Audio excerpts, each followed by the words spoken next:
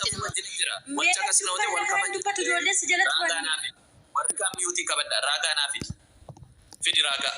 Jechan akkas jedhe. Seena ragaa sanii fidduu fi raagaa wajjin deemna soobduu fi gamtuu hin barbaannu nuti. Miyuutii qabadhu soobduu hin barbaannu raagaa fidi. Jecha akkas jedhu. Eenyu sobduuf gantuun kennu? Eenyudha sobduuf gantuun? Eenyu sobduuf gantuun si mataa keetti galgala jechaa turre? Eenyu sobduu gantuun? Mucaa mataa cahaaraa wajjiniin haasaa turtanii. Anatu sobduudha anatu gantuudha jedhe yoo. Mucayyoo si jala turtee koomentii sitti katabaa turte. Yaa dubbatu seenaa maa dorgitaa dubbattu? Amma viidiyoo fidi kaadhichi seenaa yaa dubbattu hin dhorgin. No, ajni si wajjin. Misila viidiyoo seenaa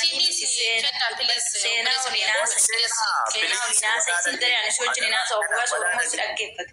Taafuu amma nama 300 irratti dubbadde miti yoon jecha kana jedheera ta'e ani sobduudha galtuudhaan jedhe ofan jechaa jira amma dhaggeeffadhu. Kanaaf raagaan qabanaan jette fidi raagaana. Kanaafuu jecha sana akkatti jette mucayyoo si taa'imtuu siin jedhee jira akkatti jette mucayyoo si dhaggeeffadhu siin jedhe Oromoo gaafachaa jira safuu bichaa miti. Jette naan jette kasitu jette naan jedhe. Obboleessoo dubbadhu likeerdii kee meediyaarra yaa fidadhu likeerdiin kee meediyaarra yaa seenaa waliin dubbadhu koomentii keenya ilaaltee caqasaa turte galgala. Seenaa muitii qabadhu sahuu bakka waa dubbata. Ani muitii qabadhe seenaa waliin haasa'e. Qabadhu yaa kennu kaleessa ani isa jala ture koomentii kiyya argaa turte ani akka ilma Oromoo tokkotti si kabaja si jaaladhu dhugaanaa baay'ee jaaladhu. Hunda kee akka Oromootti dubbanna malee nu gandummaan barbaannu macaaftu lamni machee gandummaa hin beenu nuti wal jaallanna wal kabanya. Kennu kaleessa ani nama torbaddoo hin dhageenye waan dhageenye immoo sittan hima. Kalee maal jettee ijoollee tuulamaatun ijoollee macaatirraa uffata baasanii itti huwwisan dirqamaan jettee dhibbatti dubbatte riikirri immoo goona. Kuni waan kenna hin cabsin. Isa kana raagaanaa fi dhiiga kana riikordiin goonee. Anjateen sataa riikordiin goonee. Kana dhaqaa raagaa malee dubbachuun immoo faayidaa. Hinka kattaa hin jedhatte hinka kana wal kakattaa. Ragaa na fidaa kan isaanii booddee mucayyoo san jala jira boontuun teessisa waraabdeer. Ana wajjin akka kakkabu waraabnee. Boonuu fi yoola wal jalan dubbatu. Kakaduu hinka kannaa. Wal kabanya. Dhaggeeffadhu. Ati na jala turte argaan ture. Yeroo barreessaa turte koomentii keessa argaa ture. Fooloonaa deebis jettee na kadhachaa turte sii deebise. Sii galee yeroo sana yeroo mee kanatti bira meeseejii barreessite naani waanan dubbadhes waan namni dhufee na jala barreessus sammuu kootti seeviin godhan dagan. Kanani jedhee ijoollee barandaatii fuudhanii uffata aadaa shawwaa itti uwwisanii ijoolleen shawwaa kanan gootu. Ani shawwaa keessa waggaa 11 isaa waliin jiraadhe. Ani ijoollee shawwaa akkasitti hin beeku. Ijoollee barandaadhaa funaananii uffata saba guddaa kana fuudhanii uffata aadaa shawwaa kana itti uwwisanii jedheen dubbadde malee akkamitti uffata namarraa uffisanii kaasanii nama biraatti uwwisu jedhee dubbadda sila. Osoo riikoordii godhattanii raagaatiin deemtanii baay'ee bareedaadha wanti kamiyyuu jechuudha. Akkasumaan odeessuun faayidaa hin qabu sinii galee sobuun immoo sirrii miti. Dubbii namaa jallisuun sirrii miti. Amma laal ijoollee torba ajjeesanii jettee jettan. Akkamittan akkas jedha. Ani ko nama waa dubbatu adda baasatee beekuu fi nama waa dubbatu immoo dubbiin kun maal akka ta'e paablikii irratti dubbatu beekudha sinii galee. Inni baalagee yaadallahu. Wantan kennu dhaggeeffadhu boontuu hin beekta miti oliin geema qaxaqaxa miti ishiitiyyuu kana jette jedhee sirraasee qawwuxii godhaa jira hacee gadi galabbataa jiru balaati kana dubbatteen ijoolleen keenya immoo maal godhu warra du'e eebbisaa gadi galabbataa jiru isa kana immoo ani hin jenne jettee viidiyoo dalaguu qabda akka sabni oliif fidne akka sabni oliif fidne dubbachuu qabda gadi baatee yookiin mana bantee. Safuuni budaadha yoo jedhanii ani budaa siin jechuun qaba. Jechuun qabdu. Anyways yaada na gaafattan yaada bilchaataan qabdan raagaan qabdanii otoo raagaa qabaattan sin deebisa. Na waamuu keessaniif sheernatti gochuu keessaniif sin kabajee irratti argameera. Wanta barbaadan haasaa kennoodha.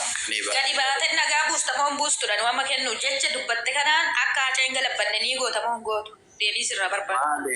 Hacee maaliif galabbanne? Sobduus miti. Hacaaluus miti.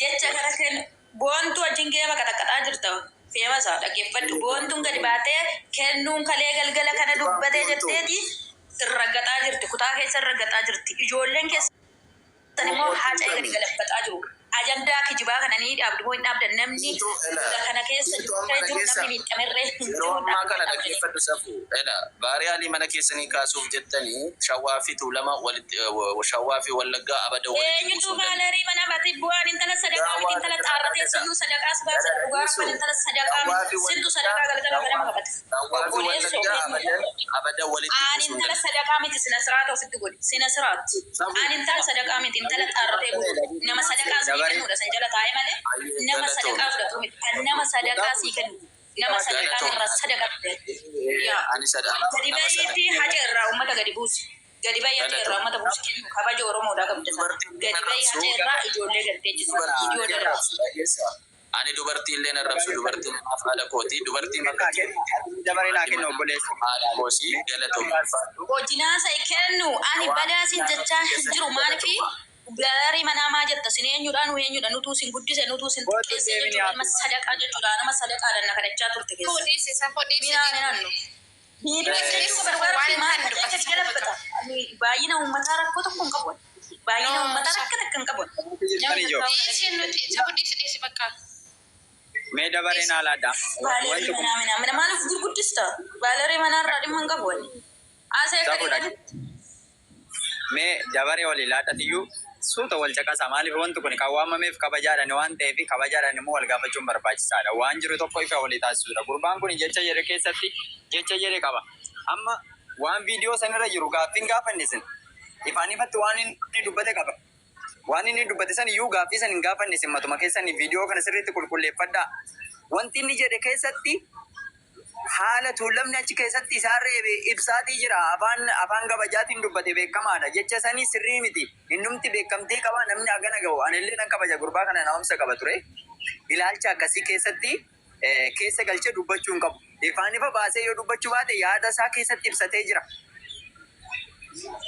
ibsatee jira kanaafi uummata akkasii wal nyaachisuu osoo hin taane waan ifa ta'e tokko ragaa qabatamaa yoo namni achi keessatti uummanni tuulamaa isaa reebee yoo jiraate uummata sayyaa fida yoo san hin taane immoo viidiyoo sana qanii uummata yaada dogongoraa ta'edhanii maxxansuu qaban ammallee gaaffii nuti gaafachuu jiru yaa uummata wallaggaa fi shawaan obbolaawwanii namni gargar baases hin jiru namni gargar baases hin jiru jecha gandaatiin jecha diinatiin immoo nuti gargar ba'uu hin qabnu tokkummaan keenya kan kaleessaa daran kan caalee itti bu'u malee kan kanaa gadi ta'uu hin qabu garuu soolaniin gadi ba'ee mataa isaatiin waan dubbate qaba waan sirriitti dubbate qaba inni sun garuu seeraan gaafatamuu qaba inni kun garuu jecha kabajaatiin irra dibaa jecha jedhe qaba ibsatee jira innillee yaada isaa akka warri tuulama warra wallaggaa reebitti haasa'ee jira innillee reebbamaniiru warra wallaggaatiin reebbame yoo jechuu baatellee warra tuulamaatiin reebe yoo jechuu baatellee jecha isaatiin jecha hiikaa qabuun dubbatee jira jechuudha keessatti viidiyoo kana sirriitti nus bakka kanatti dhaggeeffatanis bakkuma kanatti uffata kana fa'aa hin jenne jedhe ilaala mana kaadee jechuudha. Wanti inni jechuu jiru qaama maal jechuudha hin jenne wanti inni jechaa jiruu fi viidiyoo sanii siistama ittiin siyaasan dubbate jecha isaa akka ittiin ibsate qaba inni fuula miira keessa galuutin fuula inni ittiin dubbatee fi miira keessa galee akka inni ittiin yaada isaa ibsate achirratti ilaaluu qabna jechuudha akkasii miti viidiyoo akkasii walirratti hojjechuu qabu tuulamnii fi wallaggi. No, en qoosaa miti kun dhimma lafee keenya fi waan baay'eetti dhabne bara Oromoon eenyutu qabsoo keessatti hirmaanee eenyutu qabsoo keessatti hirmaateetu iyyuu wareegama guddaa kaffaleere. Har'a wallagga qabsaa ta'ee shawaan qabsaa ta'uu jechuudha yaada isaa keessatti miti. Shawaa wallaggi garbummaa falmachaa jira. Shawaan immoo bilisummaa falmateere moo bilisoomee jedhee ibsa baase jedhee no jecha akkasitti illee garbummaa yoo ta'e Oromoon waloodhaan garboome Oromootitti. Shawaan bilisoomee wallaggi garboomee waliin garboomne waliin dhumaatii jirra. Uummanni shawaa dhumaan jiru har'a uummanni shawaa ajjeefamaa jiru har'a wallagga ajjeefamaa jiru kan inni gadi ba'ee garbummaa falmachaa jiran maali shawaan garbummaa falmachaa jiru jechuudha akka yaada isaatti miti akkasii miti yaadni kun yaada kana asirreeffatu inni illee mataa isaatiin jecha kabajaatiin uummata walitti naquun fi jecha kabajaatiin dubbachuun hin barbaachisu jecha sorgaa sorgoota na dhiisan jechuudha. Beekumsa qabaniini uummata keenya tokkoomsuu dadhaban immoo dhiisuudha. TikTokii kanarratti gadi ba'anii wacuun gatiin qabu bara. Qabsoo Oromoo kana bara lafee keenyatti cabsinee dhiiga keenyatti dhangalaasnee obbolaawwan keenya baay'eetti dhabneeti bara kanas hin qaqqabsiisnee har'a uummanni Oromoo afaaniin dubbachuu jiru. Hin bilisoomne nuti ammallee garboomnee jirra garbummaa kana keessa obbaasuudhaaf immoo wareegama kaffaluu jirra jechuudha. Inni wareegamaan jira shawaan bilisoome hin jiru boo. Garboomnee jirra garbummaa falmachuu jirra nuti illee isaan waliin. Akka waan ofii isaaniitti garboomanii nuti bilisoomnetti dubbachuu isaaniif isaan illee. Shimalli immoo kan aadaa shimala immoo galchuu kan danda'e mootummaadha. Mootummaa gaafatanii shawaan galchee namni biraa galchee wanti nu ilaalchisu jiru nuti.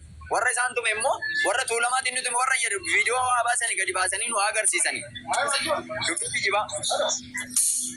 Yeroo ittaanii dubbatu yeroo naa eeyyamtu. Fooluu gara fiilaa lama maal jedhee fooloo na kadhattee jiraannaan seenadha. Fooloo na kadhatteen sii deebise na kadhachaa wal Dhugaa waaqa jiraata dhaggeeffadhu. Dhugaa waaqa jiraata. Fooloo isa kadhannee. fooloo keessa maal isa kadhata? Kumiira nama keessa nama galcha. Maaliif beekatiin dhabzimedhe malee waan fooloo isa kadhatu jiran. Koo isa fuun nama galcha. Maal irraa fuuna nuyi?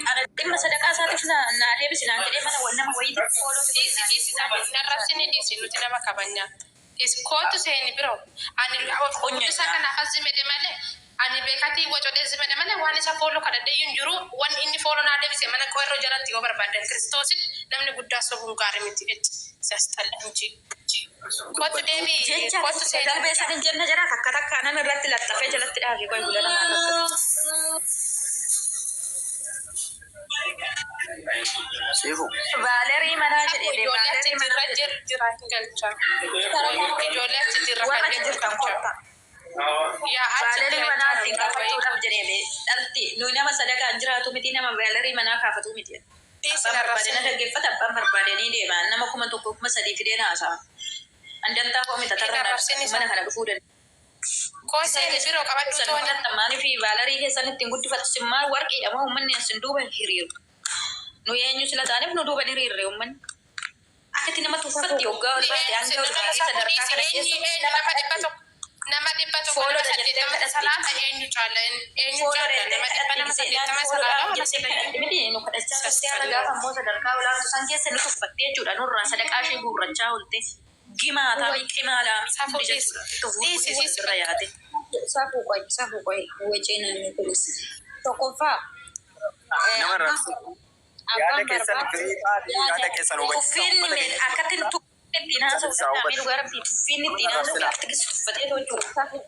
Warra gaddummoo mataa boraata. yoo dandeessan nama yaadaan mormitanii yoo dandeenye immoo ofirraa gadi buusa. Tokkoffaa lammataa deebi'e dubbisa oolan dubbate keessatti nuyini diroonii nutti ergaati siniin immoo fooqi sinii bareechaa nuyi xiyyitii nutti ergaarraa jedhe. Soolan viidiyoo isaa madhuma dhaggeeffadha. Inni kunis rakkina keessa isaa dubbatatee jira. Quuqaa keessa isaati baafatee jira. Soolan illee baafatee jira. Kuni hin barbaachisu. Erga akka ilma Oromootti erga yaadanii gaafa shinooyyee irraa qabanii waan gadi bahanii maxxansan warri Ameerikaallee jiran takkan iskiriinshoot wal godhannee wal qabnaa jechuudha. Walirratti duulu tokko yoo mul'ate mataa walii gadi qabnee wal doqqosuun hin barbaachisu. Erga gaafa jaalattan jibbitanillee erga gaafa sanyii waraana fudhatee giddu galeessi gala jedhaniiti waan miidiyaa kanarratti gadi baatanii dubbatan takka waraabamtee jirti.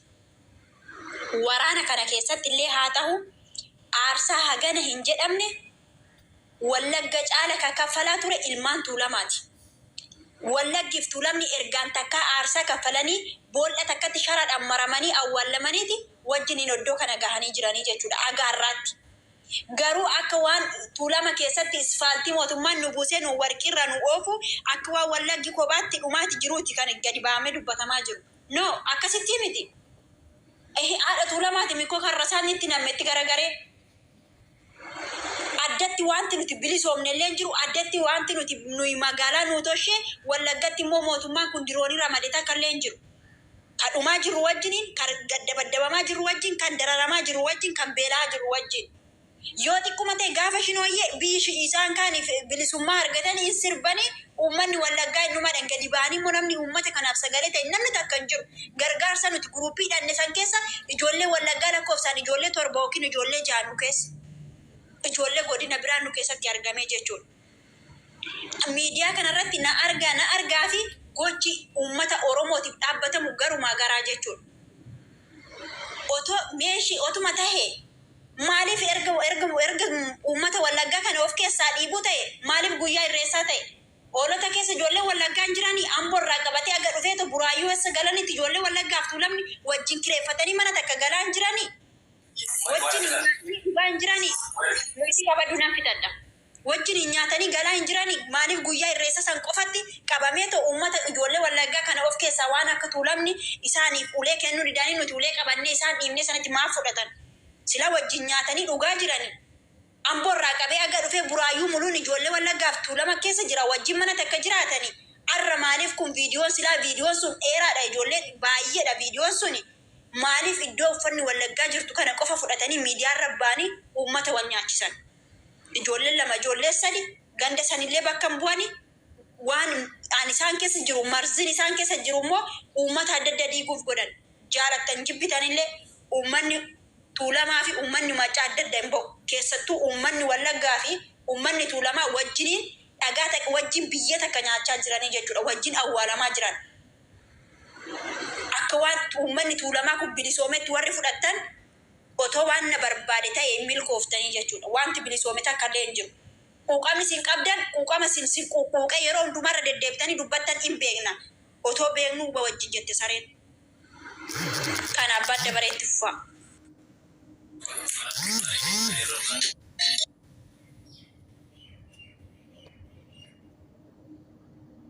Ilmoo ijoollee uummata irratti hin deebina. Dubbadhu. Yaada keessa galatoomachaa. Ani waan dubbachuu barbaadu uummanni kuni tuulamas wareegama yookiin haarsaa hamma ammatti ta'aa jiru kana keessatti haarsaa hin kaffalanii waan biraa. Wallaggi aga hammatti waggoota meeqaa haarsaa hin taane haarsaa hin kaffallee waan biraa. Shawaani qabsoowwan yookiin immoo waan amma deemaa jiru kana keessatti harka hin qabanii harka qabuuni yookiin immoo keessatti harka hin qabanii waan biraa. Uummanni kuni oliin isaa ta'u gadiin isaa ta'u miidhaa qaba. Miidhamaa jira. Arras borus wanti irraa caame tokko hin jiru. Hacaaluuni shawaadhaaf du'e wallaggaadhaaf jedhee gaafa du'u sana maqaadhaatii wareegamee jira. Eebbisaa fudhadhaa. Eebbisaan gaafa du'u sana qoqqooddaan akka har'aa kun hin jiru. Warri har'a qoqqoodan warri har'a dabaree kaasanii waan barbaadinaasaa kun gaafa eebbisaan du'u waa'ee shawwaa waa'ee tuulamaa waa'ee maal jedhan kun hin jiru. Innis Oromoodhumaaf du'e. Oromoodhaaf du'e. Oromoo maxxanfatee maqaa Oromootiin kan inni du'u. Walumaa galatti uummanni kuni fooloo barbaachaaf yookiin immoo uummata barbaachaaf warri kaleessa dheengaddaa fooloo isaa 4-5 godhate miidiyaatti ba'ee nama tokko yookiin nama kaleessa qaalii Oromoodhaaf du'e addatti maxxanfate haddarra kaawwate taampeellaarra kaawwate yookiin immoo suura irra kaawwate nama wal nyaachisuu dhugaa jallisuu maaliif barbaachise? Uummanni har'as gubbaa taa'ee shawwaa lallabu kun shawwaa bakka hin bu'u. Inni wallagga lallabus wallagga bakka hin bu'u. Uummata nama zumbirii haasa'u nama kaasi suura jette xiraa hajaa daraa suura miti du'aa nafsee isaaniitu nan baasa odoon argi. Hajii caaltii tun bobbaatee kun ilmaan sadaqaa jalatti guddattee jechuudha ilmaan sadaqaa jechuudha. Kalee sadaqaa ishii nurraa oltee raawwattee irra gadi baatee fooloodhaaf na kadhattan jirti. Sadaqaa ishii dhuftee fooloo nu gooti. Yoon fooloo nu gooti jenneen. Safuu akka nama guddaatti dubbadhu safuu. Yayyuu sonni tun. Uf safuu. Dhugaa rabban irra gata jara simiti. Eewu sodaati. Fidde faa fiddu. Sudah sultani of kabajuudha maqaa tuulamaa kabajuudha nama tokkotti hin darbina daangaa nama tokko hin tuqina amantiidhaan gandaan nama hin qoodina nama yakka Oromooti irratti hojjete dhukkee irraa kaasaa sodaatina saniin ala garuu nama tokko hin arrabsina. Oromoo wal kabajuu jira. Oromoon daangaa hin qabu. Oromoon akka Oromootitti daangaa diinan qaba malee daangaan Oromiyaa keessatti kuni Shawaa kuni Tuulama kuni Maccaa kuni Jimmaa kuni Arsii hin qabnu. Oromootti Oromummaa keenya beekna nuti. Inni gandaan nu cicciree diinaf nu laachuudha deemu kun immoo eessaa akka ba'e hin beeknu. Dhimma fooloo dubbatan isaan Follow kan isaanii ofii isaaniitii ittiin diinagdeetti jijjiiruudhaan nuti dhimma follow miti kan qabnu. Uummata hiyyeessa uummata rakkataa qabna uummatuma rakkatee jiru kana rakkinatti nu jalaa hin galchina. Kan diinati iyyuu nu ga'a. Tokkummaa kaleessaa san dhabnee har'a tokkummaa san deebisuudhaaf wareegama kaffaluu jira. Dhimma qabsoo dubbatu. Qabsoon isaanii kun eessaa kan dhufedha. Qabsoo kophaatti qabsaa'aatii jiran qabu. Akka Oromootitti wareegamuu jira jechaati jirra Oromoon nuti. Oromoon kophaatti bilisoomee kophaatti garboome immoo hin jiru. Kan dibbeedhaati jiru yoo jiraate walumaa galatti mootummaa keessa kan jiru Tuulamnis jira Wallaggis jira. Maaliif wareegamaati jirraan? Maaliif wareegamaa jirraa? Waloodhaan gaafachuu jirra gaaffii keenya gaaffii biyyummaa. Kana walitti qabanii uummata keenya walitti qabanii aleellaa akkasii geggeessuun hin barbaachisa. Summii kana uummata keessaa buqqisuu qabna. Waa'ee Tuulamaatiif waa'ee Maccaalamuu hin barbaannu nuti waan akkasii. Kaleessa waa'ee Shinoo Shatirratti mataa isaan dhukkubsate. Mataan isaan dhukkubsate xiqqaa guddaadhaan. Wallagga osoo du'aatii jiru Shinoo Shee jedha. Yaa abboo nuti haadaa safuu qabna. Yoo Oromoon kan dhumaatii jiru qaama mootummaatiin qaama hidhannoo adda qabuutiin dandeessan waraanuudha ofirra. Hin dandeenye taanaan immoo taa'uudha. Tuulamni kaleessa aadaa fi safuusaa qaba. Safuusaa dhiisetti iyyuu dhimma biraa haasa'uudhaaf yeroo hin qabu. Maaliif duutaa immoo maaliif wareegamaa immoo gaaffii walumaan gaafachaa jirra barnooti. Gammachuu uummanni Wallaggaa wareegamaatii yeroo miti kan Shinoo Shee jechaa jiru uummanni Tuulama. Aadaa fi safuusaa lafaa qabu iyyuu shawaan baheen iyyuu ture. San akkasitti hin fudhatina. Warra ilaalcha akkasii qabatu ilaalcha mataa isaatti. Ilaalcha uummataati miti kun. Dhimma miidiyaa tana warra miidiyaa tana fayyadamu malee uummanni lafatti koo waan akkasii hin qabu.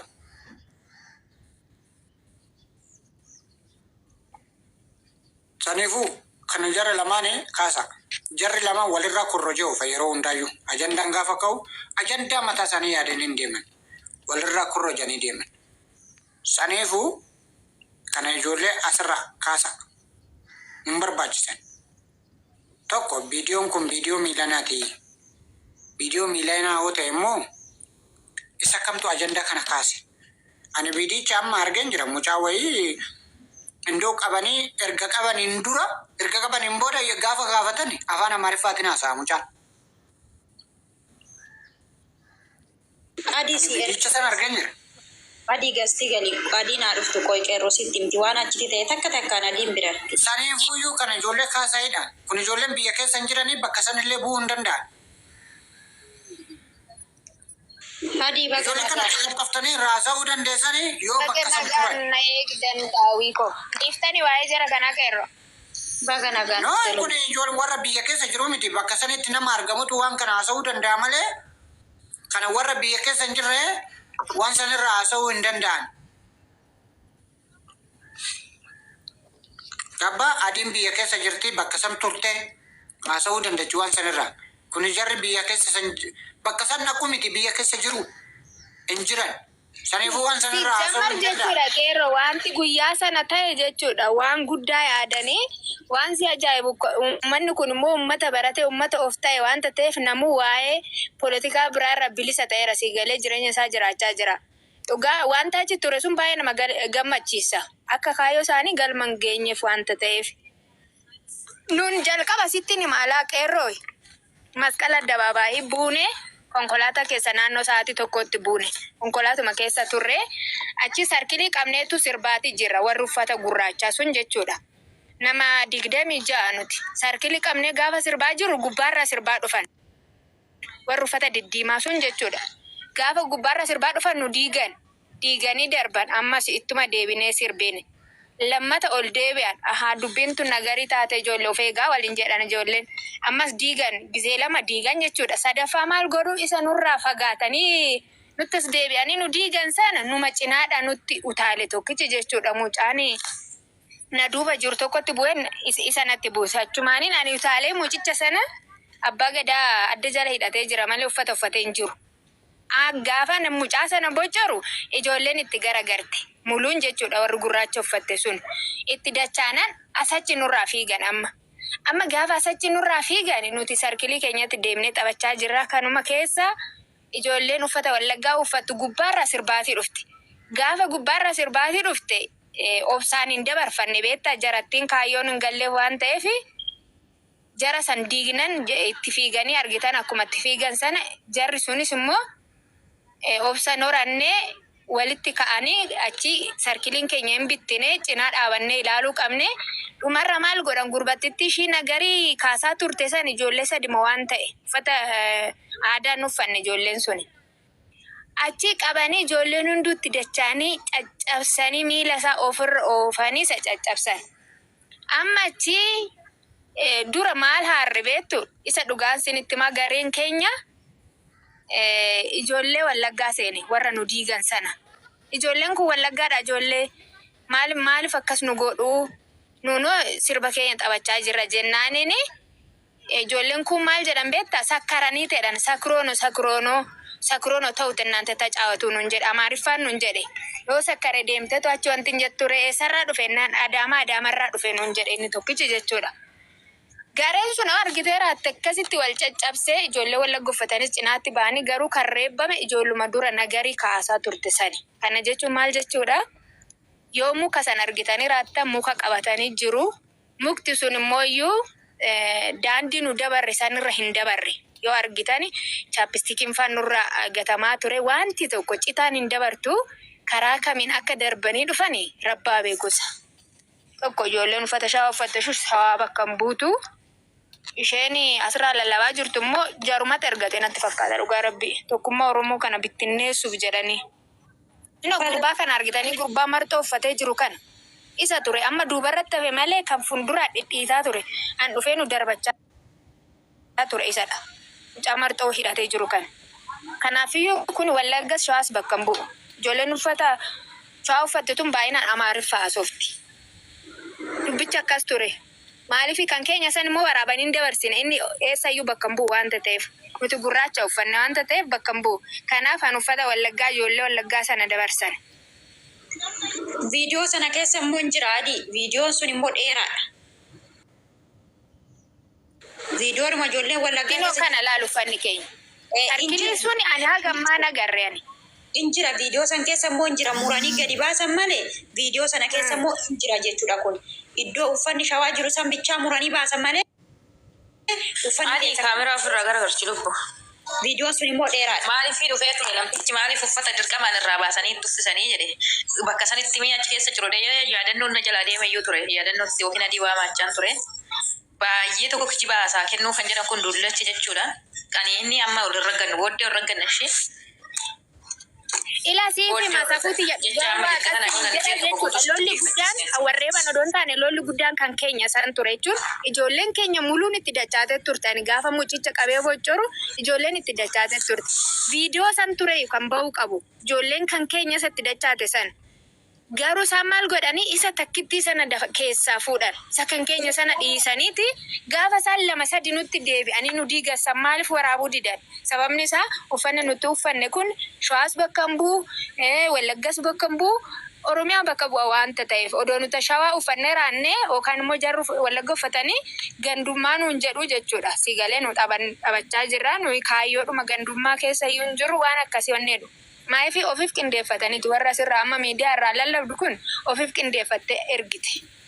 Isaan sun immoo nama tokkollee bakka hin bu'u dhugaa dubbachuuf taanaan mee warri galgala masqala dababaayii turtan. Ijoollee Wallaggaa dhufte ijoolleen garaagaraa sirba jaalmarroo fa'aa sirbaa turan maal tabbaa kanaa jedheen. Nam tokkichi ijoolleen salaaleetis maal gocha nu gaafa isaan dhufanii nu diiga maal gocha buute biyya badhaanni jiru salaale dhiira shimalaan nama diru jechaati turre. Isa haaranii dhufanii nu diigan seene nuun itti deebinaan siruma ijoolleen itti jabeessiti.